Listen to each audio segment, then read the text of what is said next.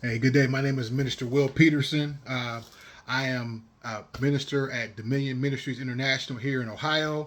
I am also the Chief Operations Officer with a Loving Heart Youth Services. I am also co chair of the Montgomery County Group Home Coalition. I'm also a board member with Dominion Ministries International Church here in Ohio. What I want to talk with you about, and I say all those things just to kind of give you a back. Oh, I'm also a qualified mental health specialist, and our nonprofit, which is a Loving Heart Youth Services, we've been around for 15 years, providing services to families, to kids in residential care. We've also done work. We're also doing work with individuals who are fighting against and overcoming substance abuse disorder.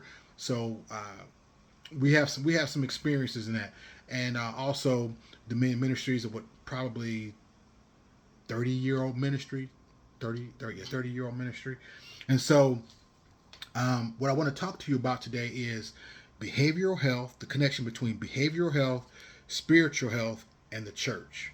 And a lot of times, what we've been made to believe as churches is that there is a separation between church and state, which there is. I get it.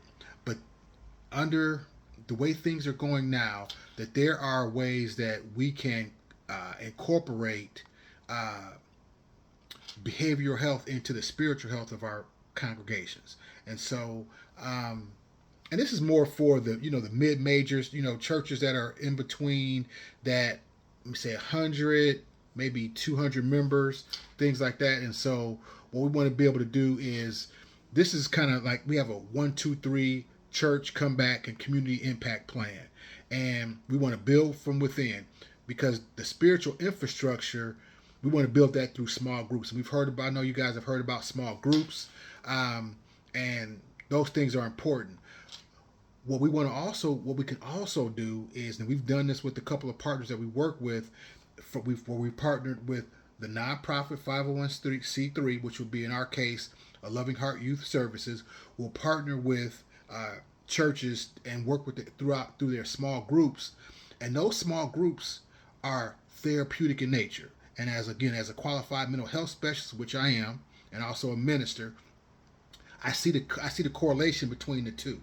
And so what we've been able to do is have a program where we can show you how to incorporate your small groups into your a billable Medicaid behavioral health program, and also by keeping the spiritual and the therapeutic.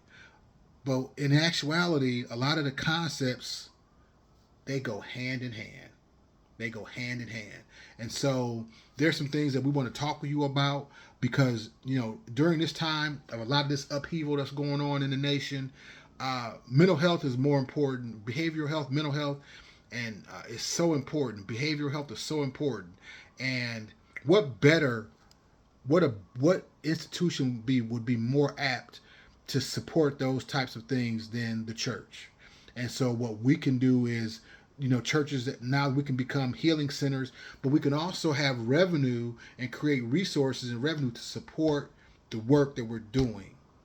The Lord talks about a servant, a laborer being worthy of his hire, right? Rightly dividing the word of God. And I tell you, being able to connect behavioral health with spiritual health is incredibly powerful because, as you know, pastors, uh, deacons, elders, you know that the folks that come into our ministries, they're already open to wanting to change. They want something better for their life. They want answers. And we know that the Word of God gives those answers. But what the behavioral health side does is gives the practical know-how and step-by-steps on how to do those things. And what you'll find is that those things, you'll see those things that they relate because when you come right back to it is renewing of the mind. It says, don't be conformed to this world. Don't be conformed to this world, but be transformed by the renewing of your mind. And that transformation process is a process that takes time and practices. And the practices that we're using is that we're using those tried and true behavioral health best practices that just happen to also align with what God has said. right? So if you want more information, get with me. Oh, the other thing I want to talk about also is, with this whole fight, whether you be a 501c3 or a 508, we can help you with that 508 structure because it offers churches a little bit more flexibility in what they do and how we operate.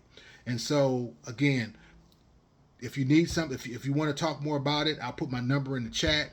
Get with me. I'll be on the socials. Again, my name is Minister Will Peterson, and I'm here to help and here to help you take your ministry to the next level and to be able to incorporate some of the things that you guys are already doing with some ways that you may be able to create revenue streams that can help support your ministry outreach in your areas.